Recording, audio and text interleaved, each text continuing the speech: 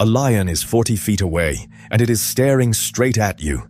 You back up one slow step through the wet grass, arms out, heart so loud you can barely hear the dark.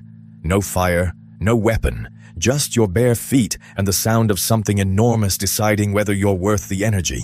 You don't know where the rest of your group went. You just keep moving, slow and steady, because the second you run, this ends badly. Your name in this story is not important. But the wide-eyed guy next to you, the one already poking at a stick on the ground like he's got a plan, that's Tusk.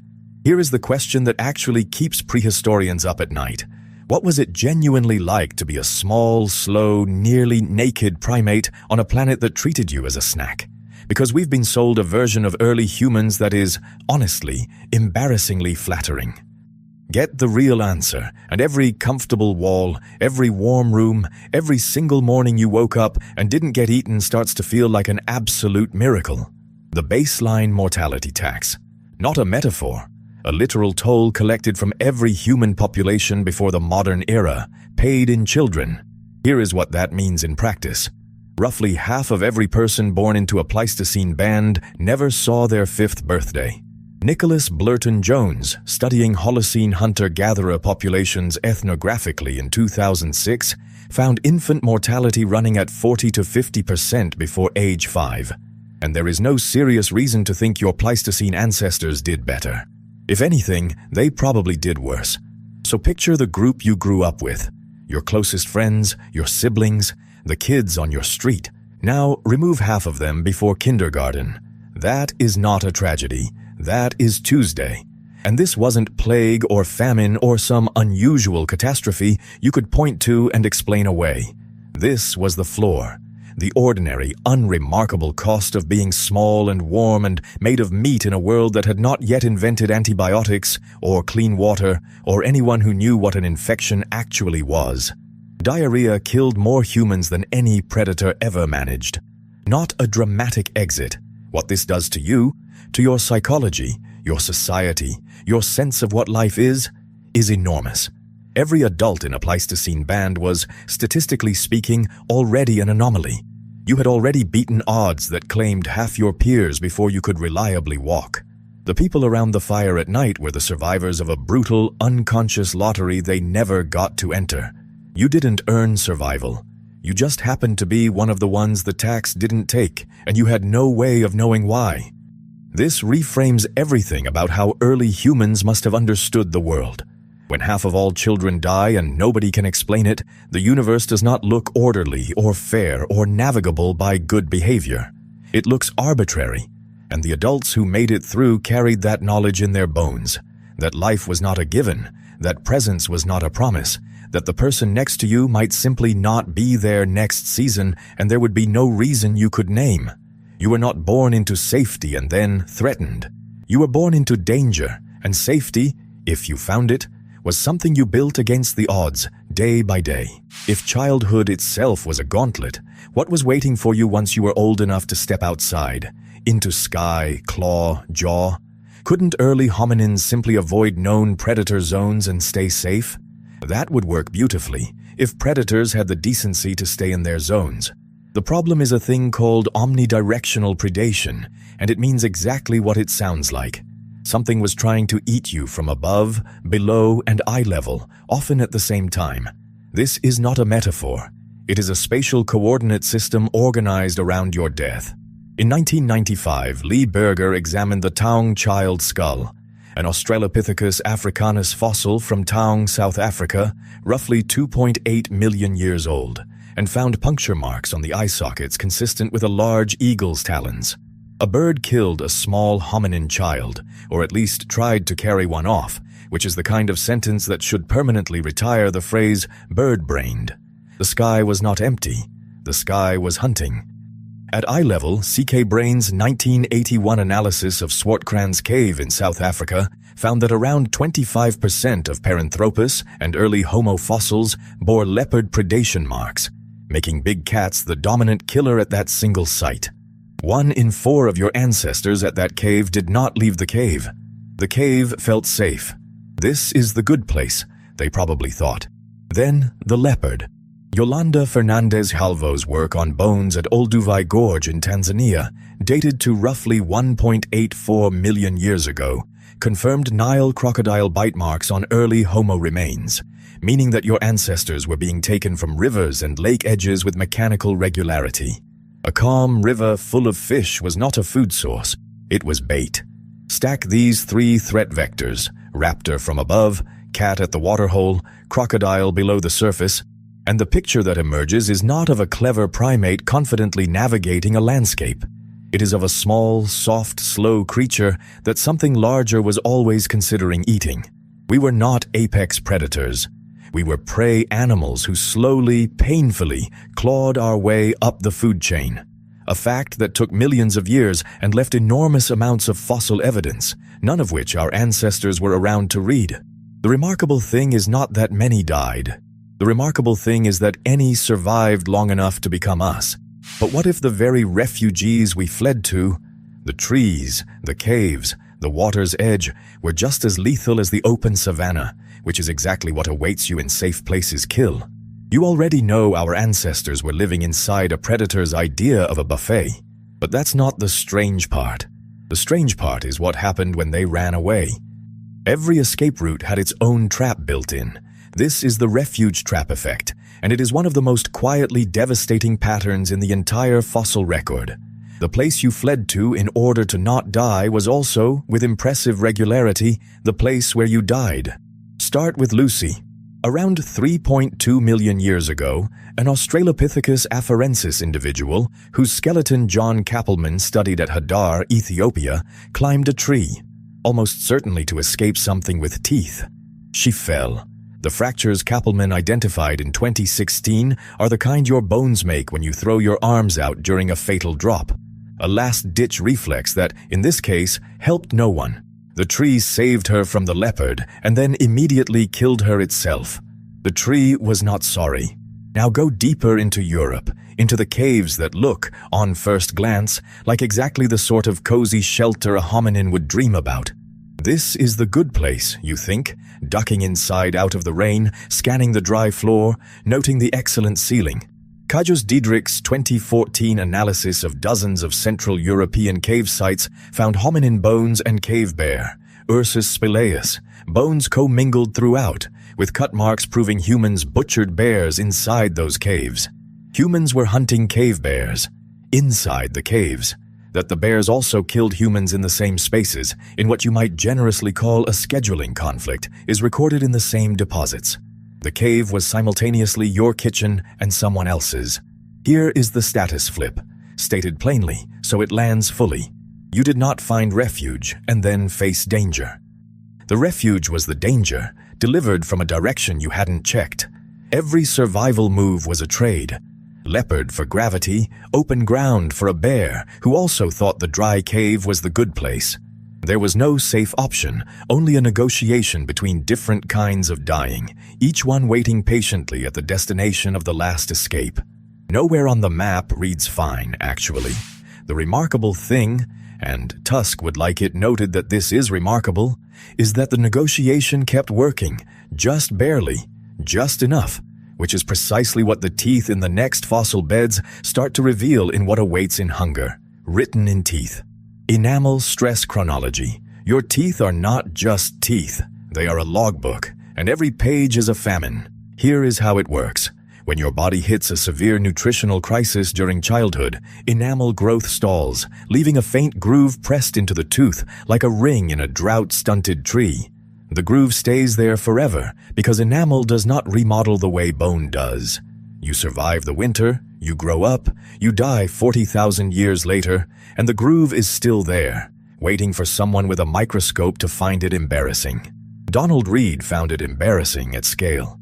In 1998, examining Neanderthal teeth across multiple European sites, Reed documented that dental enamel hypoplasia, those telltale stress lines, appears in over 50% of the Neanderthal teeth he examined. More than half. Not a bad season here and there. A recurring structural feature of Neanderthal childhood, written permanently into the hardest substance the human body produces. The body kept a ledger, and the ledger was bleak. Tusk, standing in a valley with a southern aspect and a stream and what appears to be a root vegetable, thinks, "This is the good place." The next winter arrives 6 weeks early from the north. The stress did not stop at starvation. Evidence from Heinz Cave in Texas, coprolites, which is the technical word for fossilized feces, which is the technical word for ancient people's actual poop, preserved in dry sediment, shows that intestinal parasites were a chronic companion for early humans. Parasitologist Karl Reinhard documented in 1990 that the people at Heinz Cave regularly harbored multiple parasite species simultaneously, sometimes several co-infecting a single individual. Your body was already running short on calories, and it was also hosting guests it had not invited, eating the same meal. What this means, taken together, is that your ancestors were not living in some quiet equilibrium between crises. They were living inside the crises continuously, with the evidence pressed into every molar. The body encoded suffering into its most permanent tissue, not as a warning to anyone else, but simply because it happened. And the body does not lie about what happened. Endurance is not the absence of damage. Endurance is the groove and the growth that continued past it, which raises the harder question, and one the bones start to answer in scars that healed, of what communities actually did when one of their members could no longer keep up. You are standing in a cave in northern Spain, looking at a shin bone smaller than your forearm. It belongs to a Homo heidelbergensis who lived around 500,000 years ago in what we now call Atapuerca, and the bone has a story carved directly into it. 3 parallel grooves, healed over, running along the shaft where a big cat dragged its claws across living flesh.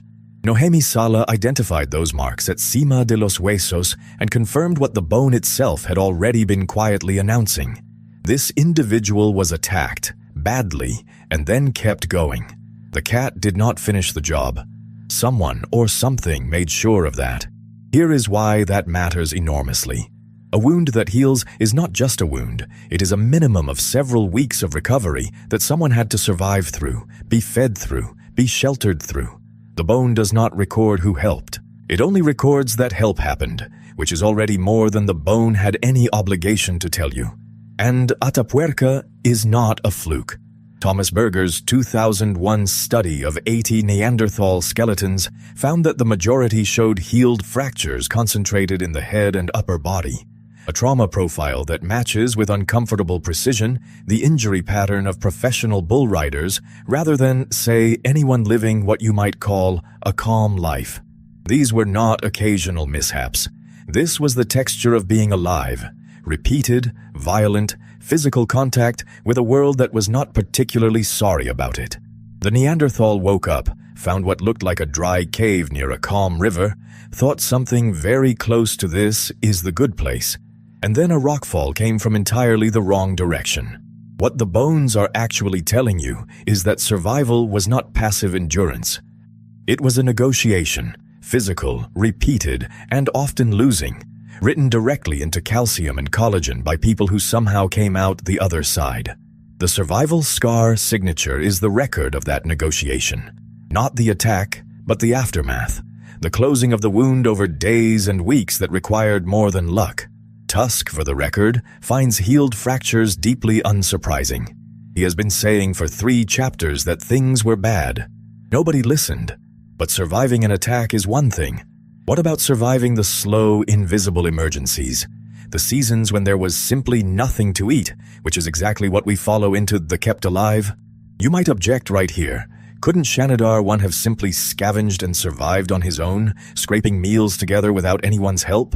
Look at the bones and try again. Around 65,000 years ago, deep inside Shanidar Cave in what is now northern Iraq, a Neanderthal male made it to middle age, which, for the record, is roughly 40, an age when most of his peers were already dead. Ralph Solecki's excavation of Shanidar Cave pulled this individual out of the rock as one of the most studied skeletons in human prehistory, and the body tells a story that is almost uncomfortable to read. His right arm had been amputated or withered so completely that the bone had reabsorbed almost to the shoulder socket. He had damage to one eye socket, suggesting partial or full blindness on that side. His skeleton shows advanced degenerative arthritis across his spine, knee, and foot, meaning he would have moved slowly, painfully, and badly. Exactly the wrong combination for a species whose survival depended on moving quickly, hunting accurately, and covering ground. This is the costly care paradox. Somewhere in that cave, a group of Neanderthals looked at a one-armed, partially blind, arthritic individual who could not effectively hunt, could not carry loads, could not run, and decided to keep feeding him anyway, every single day for years.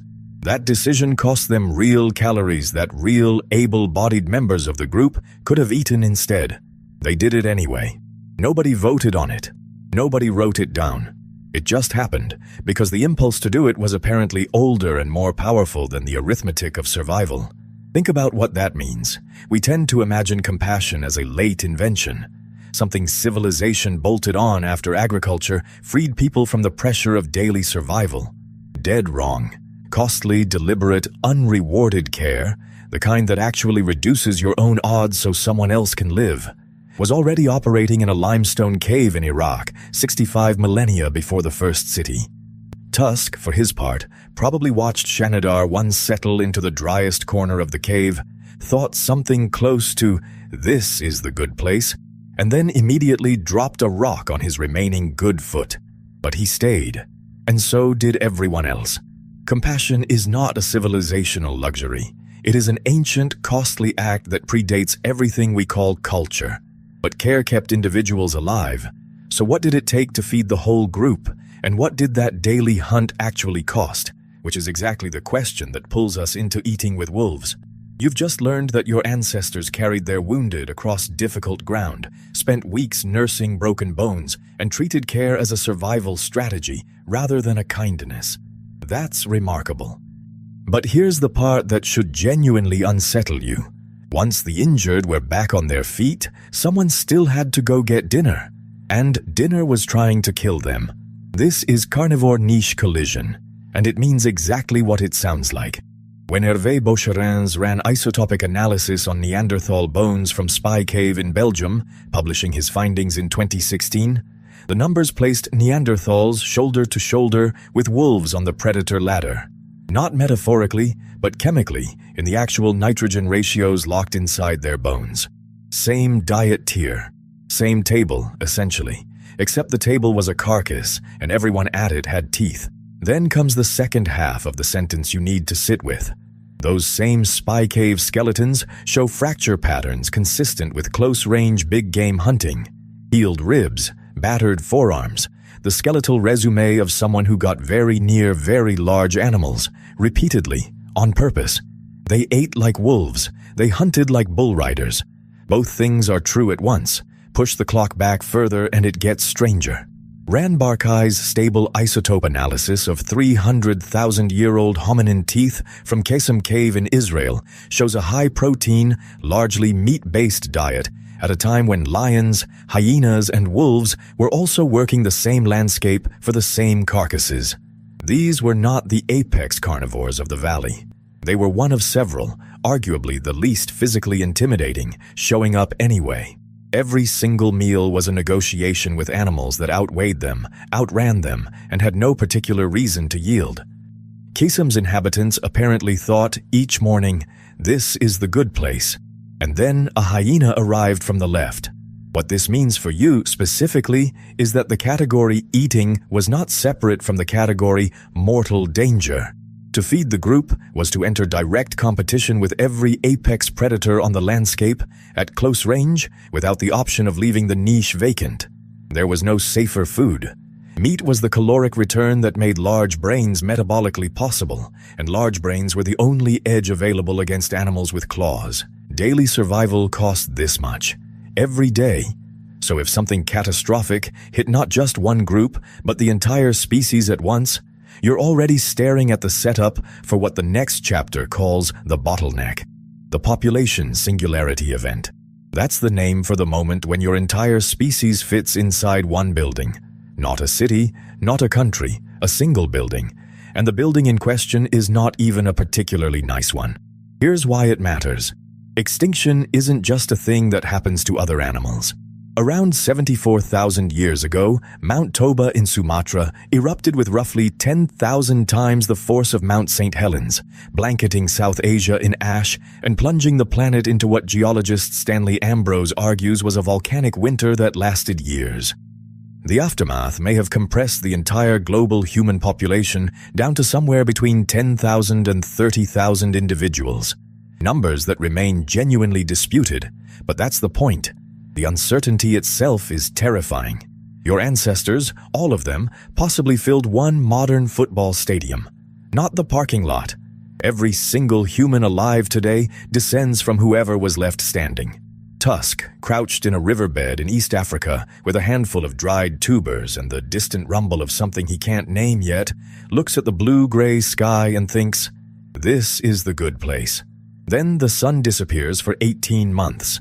The numbers compound the horror neatly. Rachel Kaspari's 2004 analysis of hominin teeth found that most early Homo sapiens died before their late 30s, with a life expectancy at birth of roughly 25 to 35 years. Though if you survived childhood, you might reach your 50s or 60s, which was apparently considered a spectacular run. That means the small, frightened population clinging on through the post-Toba decades was largely composed of people under 40 trying to rebuild an entire species without writing, without medicine, and without any reliable sense that the sky would return to normal. They managed. Barely, and possibly only because small, isolated groups across Africa held on in pockets that the ash clouds couldn't fully reach. What this means for being human is genuinely staggering if you sit with it. Every symphony, every city, every sentence ever written exists because a few thousand exhausted, short-lived people refused to disappear in the dark. The margin was not comfortable. There was no plan. The fact that you are here watching this is, statistically speaking, a near miracle dressed up as an ordinary Tuesday. If the species almost vanished, what does it mean that the survivors didn't just persist?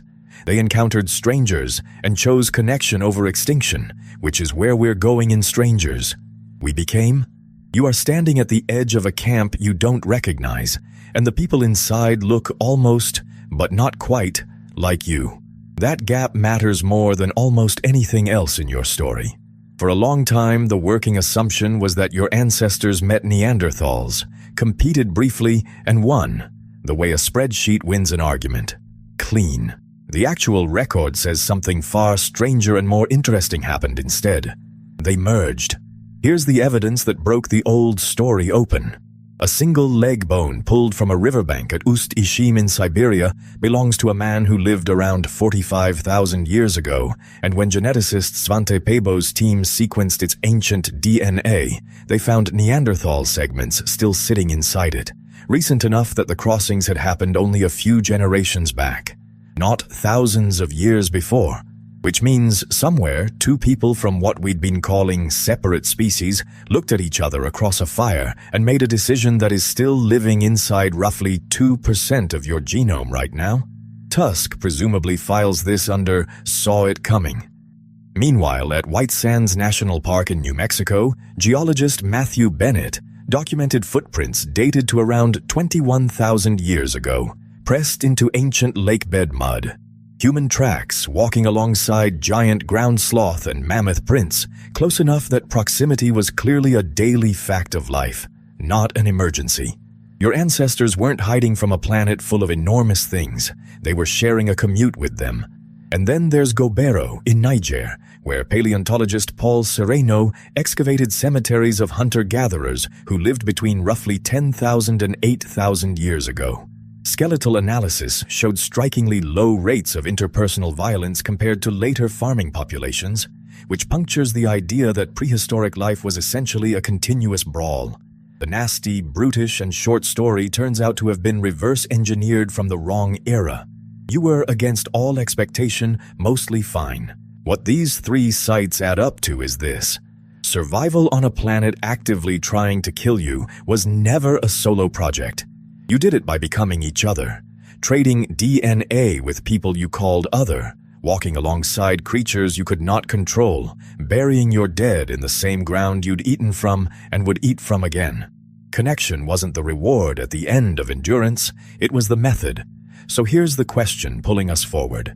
If merging was always the answer, what were you willing to merge with? And what finally wasn't willing to merge back?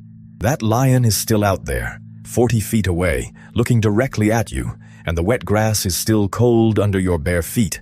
But now you know something you didn't at the start. The heartbeat drowning out everything else wasn't just fear.